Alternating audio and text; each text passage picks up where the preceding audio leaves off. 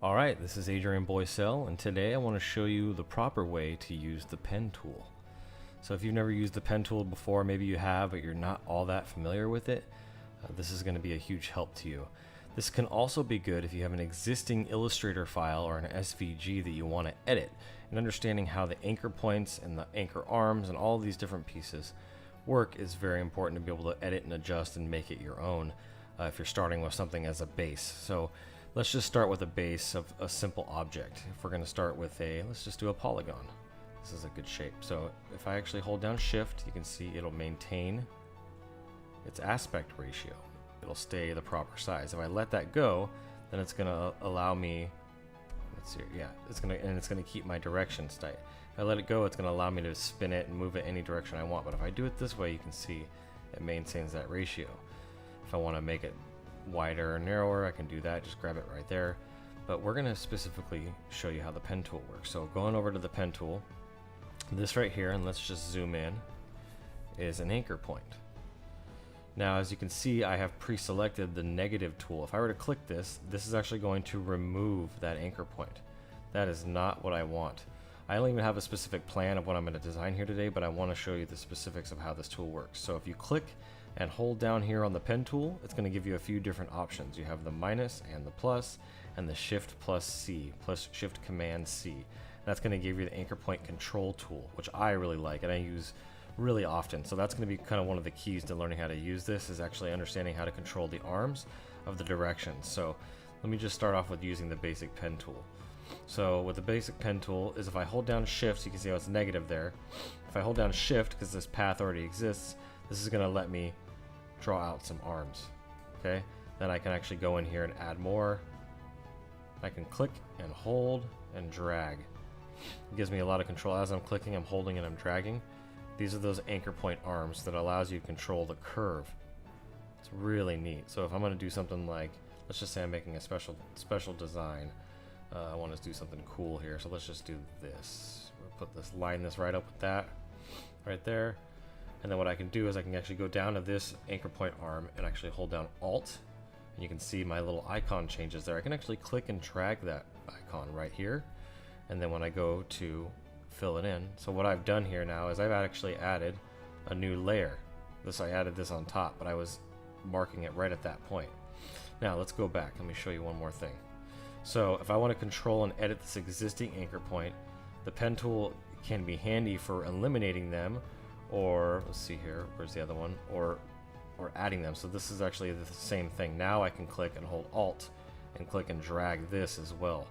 So now it changes the shape of the design. So you can see here, this little V tool is that anchor point arm. So this is going to give you control and flexibility over the shape of your design. I don't usually use polygons like this very often, but this kind of gives you an idea of the control. And I could totally do the same thing over here. I can drag it that way, and I can hold on shift to maintain that same ratio. The next thing you know, I'm actually seeing a vision here. I'm going to show you. This is going to be kind of cool. So as you can see us designing this, we're going to do with the anchor tool, or the pen tool, we're going to do a drop down, and we're going to hit the add an anchor point. So what I'm going to do is I'm going to go over to here, and you can see a dead center. I have my smart guides on. And if you don't know what smart guides are, then you need to go to view. You scroll down here and you'll see guides, and you'll see smart guides. Make sure that those are checked on. That's going to be a big help for you, save you a lot of time. Kind of got to have it. And then you can have hide your guides, which we don't want. You're rarely going to need to use that. I can show you how the shortcut is. It's command and semicolon. You can see right here, command semicolon or control semicolon, and then locking the guides, which can be a total pain. I don't like them. I usually unlock guides if they're there, is another great part. But these guides are going to help you out a lot. So we go back here, we look at this is the middle. I'm going to add this anchor point. Now what my vision is, as soon as I saw this shape, first thing I thought of was we're doing a tutorial on pens. So what I can do is make this very simple. I'm actually going to add another anchor point. We're going to say right here, and we're going to say probably evenly, probably right here. It's about right.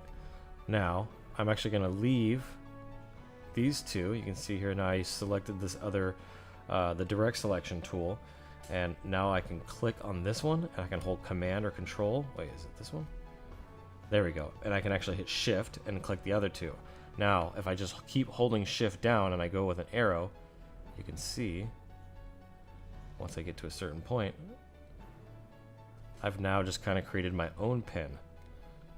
You can see, and I can even throw a circle in there, similar to like you see on the pen tool design, where I could do this and draw a new circle. And now if I view it, so let's just fill it in. Let's just do this. Let's fill that in. You can go down here to the stroke and you can remove it. There you go. And then you can see I have the circle here. That's a white circle with a black stroke. I'm actually going to get rid of the black stroke. And now if this looks a little funky, I mean, this is just my own unique design, but if this looks a little funky and you want to do it differently, then you're going to go back to the pen tool. You can add an anchor point like this. You'll see here, if you hit Command Y, you'll see all your lines and you'll see your anchor point, Command or Control Y, and you want to match it up on the other side.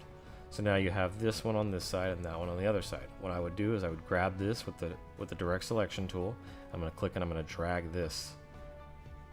Oh, and I see something going on. So one of the things is if you have a selection on called Snap To, there's Snap to Pixel, there's Snap to Path. You want to turn that off. That can cause some issues. So Snap to Pixel if you're trying to do something really custom. So here we go. I'm going to go straight up. I'm going to put that guy right there. I'm holding down Shift this entire time, by the way. Same thing on the other side. I have this path. I'm going to hold down Shift and I'm going to drag. Whoops. Let's see here. I'm going to click it and I'm going to hold down Shift and I'm going to drag this thing. Oh, what is going on? It looks like it didn't work. Okay, so now it's working. So I'm going to put that anchor there. Click this one, do the same thing. Put this anchor here. Come on, there we go. And now you can see this is going to be a little cleaner. And I can move this up if I want to, or I can move it down so it actually opens it up. You can see here, that looks like a pretty cool angled pen tool. Instagraphics is actually, the logo is a pen tool, but this is an eye. So it's pretty funny how this came out. But that's a really good way to use the pen tool. There's some really great tools. Like I said, the removing an anchor point. If you need to remove something, you can. And that's all you got for today.